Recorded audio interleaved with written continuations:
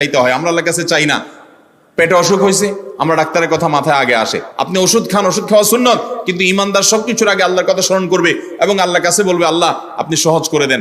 আপনার অসুখ হয়েছে, সবকিছুর আগে নাপার কথা মনে আসে, আরে ভাই প্যারাসিটামলের কথা মনে আসে, এটা দোষের না, কিন্তু আপনার মনে আগে আসতে হবে যে নবী সাল্লাল্লাহু আলাইহি সাল্লাম দোয়া শিক্ষা দিয়েছেন, যদি কেউ ব্যথার জায়গায় হাত দেয় এবং পড়ে আউযু বিইজ্জাতিল্লাহি ওয়া কুদরাতিহি মিন শাররি মা আজিদু ওয়া হাজির, আল্লাহ রাব্বুল আলামিন তার ব্যথা দূর করে দিবেন। এক সাহাবী এই হাদিসের উপর আমল করে তৎক্ষণাৎ তার ব্যথা দূর করেছেন। শুধু ইয়াকিনের অভাব, শুধু বিশ্বাসের অভাব, ঈমানের অভাব। তাহলে আমাদের আল্লাহর দিকে মনোনিবেশ করতে হবে দোয়ার জন্য বেশি বেশি। তাহলে শুক্রবারে ৫ নম্বর আমল হলো বেশি বেশি কি করবো ইনশাআল্লাহ, দোয়া। বেশি বেশি দোয়া করবেন, উঠতে বসতে চলতে ফিরতে। বিশেষভাবে সূর্য ডুবার আগের যে সময়টা শুক্রবার, অর্থাৎ দিনের শেষ সময়টা, বিশেষভাবে আল্লাহ তাআলার কাছে দোয়া করব। ঠিক আছে তো ইনশাআল্লাহ? কয়টা আমল বললাম? 5টা আমল। 1, বেশি বেশি দুরূদ। 2, ফজর নামাজ জামাতের সাথে পড়া পুরুষরা, মহিলারা অক্তমত পড়বেন, মহিলাদেরকে পুরুষদেরকে পাঠিয়ে দিবেন মসজিদে। 3, সূরা কাফ পড়বেন। 4, আগে ঘুম থেকে উঠে উত্তম রূপে গোসল করে মসজিদে আগে আগে গিয়ে পায়ে হেঁটে গিয়ে সামনে সামনে ইমাম সাহেবের কাছাকাছি গিয়ে বসা, অনর্থক কথা কাজ না করা, তেলাওয়াত জিকির আজকারের মশগুল থেকে নামাজটা পড়ে বের হয়ে আসা, এই কাজ। নাম্বার 5, দোয়া করা, বিশেষ করে দিনের শেষ প্রহরে।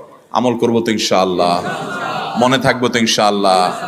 আমরা প্রয়োজনে বাসায় গিয়ে একটা কাগজে নোট করে ফেলবো, লিখে ফেলবো, লিখে এরপরে ওয়ালে টাঙ্গায় দিবেন বাসায়, যে জুমার দিন এই 5 কাজ আমি ছাড়বো না।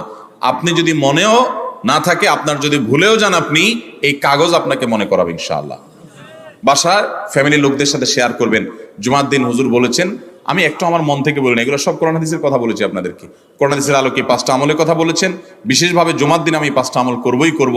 ভাইরা আমার, প্রত্যেক জুমার দিন যদি আপনি একটু ইমানের রিচার্জ করেন, ইনশাআল্লাহ সারা সপ্তাহ আপনার জন্য সেটা উপকারে আসবে। চেষ্টা করবো তো ইনশাআল্লাহ? এবং দোকানে অফিসে টাঙ্গায় রাখবেন। যারা এই টাঙ্গায় রাখার আমলটা করবেন, আয়োজক যারা আছেন, আপনাদের কাছে আমার অনুরোধ, যে ভাইরা এই কাজটা করছেন, ওনারা যদি আয়োজকদের মাধ্যমে ছবিটা আমার কাছে পাঠাইতে পারেন, আমার অফিসে নিয়ে আমি ইনশাআল্লাহ নিজে হাতে তাদের পুরস্কার দেব।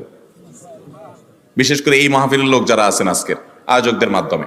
আল্লাহ তাআলা এই আমলগুলো আমাকে আপনাকে আমাদের সবাইকে করার তৌফিক দান করুন। আমল মনে রাখবো তো ইনশাআল্লাহ? আমল করবো তো ইনশাআল্লাহ? মেয়েদের মডেলিং বোরকা পর্দার জন্য কতটুকু জায়েজ?